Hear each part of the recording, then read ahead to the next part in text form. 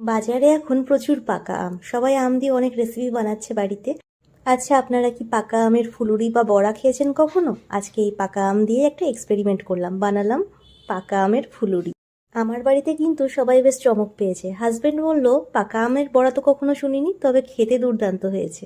এর জন্য প্রথমেই দুটো বড় সাইজের পাকা আম পিউরি বানিয়ে নিয়েছি। এরপর 2 বাটি ময়দা, 1 বাটি চালের গুঁড়ো, হাফ বাটি সুজি, অল্প একটু নুন আর 1 বাটি চিনি গুঁড়ো দিয়ে 2 বাটি আমের পিউরি আর 1 বাটি দুধ দিয়ে ভালো করে মিশিয়ে নিয়েছি। ভিডিওতে এর পরিমাণগুলো বোঝা যাবে না বলে আমি মুখেই বলে দিলাম। ব্যাটারটা একটু ঘন হওয়ার জন্য পরে আরও একটু দুধ অ্যাড করেছিলাম। স্বাদ আর একটু ভালো করার জন্য একটু মৌরি আর নারকেল কুচি দেওয়া যেতে পারে, তবে আমার কাছে নারকেল কুচি নেই, আছে একটু ডেসিকেটেড কোকোনাট, সেটাই দিয়ে দিয়েছি।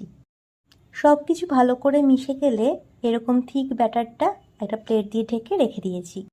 এর মধ্যে যেহেতু সুজি দেওয়া আছে তাই কিছুক্ষণ ঢেকে রাখলেই সুজি ফুলে ব্যাটারটা আরও ঘন হয়ে যাবে। এরপর গরম ডুবো তেলে অল্প অল্প ব্যাটার দিয়ে মিডিয়াম ফ্লেমে ভাজলেই হয়ে গেল পাকা আমের ফুলুরি। ঠিকই ধরেছেন, একদম তালের বড়ার রেসিপি এটা, তবে খেতে কিন্তু সত্যিই খুব ভালো লাগবে। একবার বাড়িতে অবশ্যই ট্রাই করে ভালো লাগলে লাইক, কমেন্ট, শেয়ার করে দেবেন।